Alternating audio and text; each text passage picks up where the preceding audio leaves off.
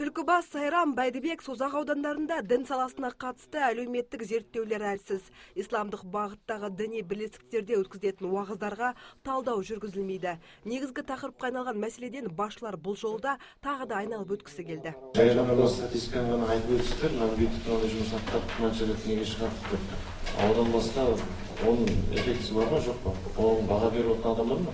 Статистикаға сүйенген сайрамдық мамандар дәстүрлі емес діннің соңында кеткендердің 45-і кейін қайтарылды деп отыр. Алайда олардың не себепті ондай жолға түскендерін жауапты басшылар түсіндіріп бере алмады. Бар мәселе дінтанушы мен теологтардың аздығымен түсіндірілді.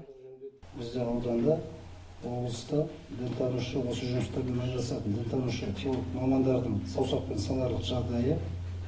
Облыстық әлеуметтік бастамалар орталығынан бізге 2 маман бөлінген. Ғибадат үйлерін салу бүгінде сәнге айналып кеткен. Құрылыс мамандары осылай деп отыр. Сондықтан үстіміздегі жылы 8 діни бірлестіктің Алла үйін салуға қатысты ұсынысы кері қайтарылған. Сондай-ақ құрылыс саласын жерді айқындау барысында бірқатар кемшіліктер бар. Діни бірлестіктер мешітті салып болғаннан кейін бізге келеді. Рұқсат беріңіздер деп. Біз бәрін қайтарып жатырмыз. Мұндай фактор көп. Оны да осы протокол енгізу, монитор жүргізу керек. Олардың алдын ала бәрі құжаттарын рәсімдесін.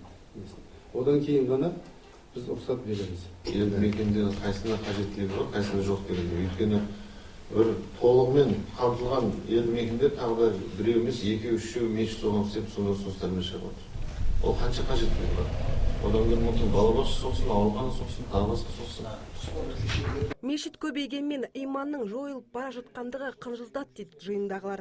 Қорытындылай келе діни тұрақтылықты қамтамасыз ету мақсатында Түлкібас, Сайрам, Төле би аудандары қарқынын күшейту керектігі айтылды. Гүлжан Нұрланқызы, Дастан Оразалиев, Сұлтан Шекербек, ТВК арнасының жаңалықтар қызметі.